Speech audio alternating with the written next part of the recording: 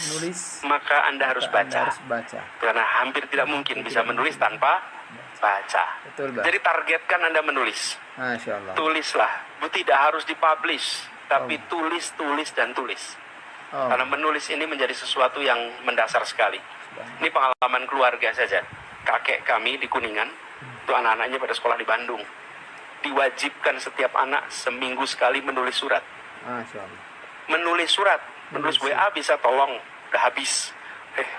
Kirimin. Lah kalau surat, surat itu kan harus panjang, bukan? Betul. Dan ketika kemudian ditanya, iya, supaya anak-anak terbiasa menulis surat, tulis. Surat, tulis. Jadi buat adik-adik semua, menulislah. Lalu sesudah itu fase berikutnya, menulislah ide, menulislah pikiran, menuliskan gagasan.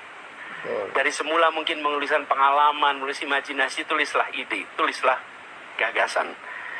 Tentu di kampus kita punya tugas, anak-anak harus menulis, ada karya tulis. Itu bagian dari proses pelajaran, itu harus dikerjakan bagi tugas. Tapi yang saya ingin sampaikan di sini, menulis sebagai sebuah kebiasaan.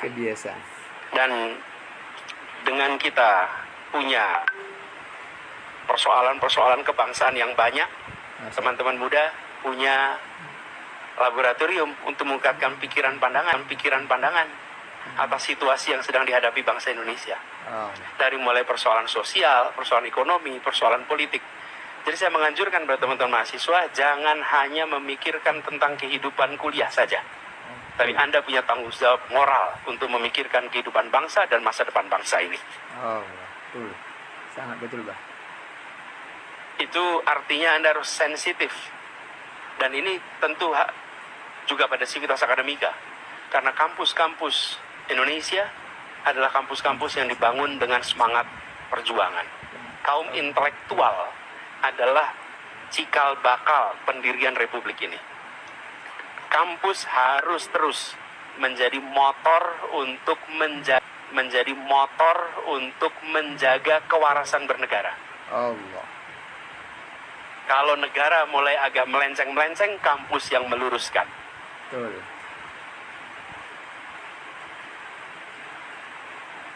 Ya, kalau yang berada di negara mulai agak arahnya keliru, maka kampus yang mengkoreksi.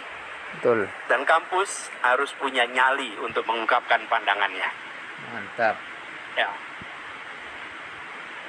Ini bedanya pemimpi dan pemimpin, itu hanya huruf N, Pak. Pemimpi yang punya nyali, itu namanya pemimpin. Iya. N-nya adalah nyali. Nyalilan. Ungkapkan. Inilah cara kita. Dan apa ungkapan? Ungkapan itu dengan pesan. Pesan itu penuh dengan kata-kata.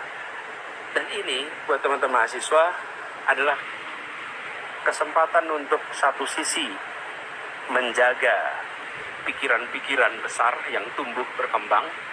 Yang kedua, melatih untuk mengkomunikasikan pikiran-pikiran kepada berbagai pihak.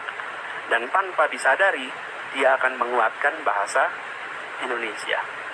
Jadi saya berharap juga buat teman-teman muda, kalau melihat ada kompetisi, ada sayembara, menulis, ikutlah.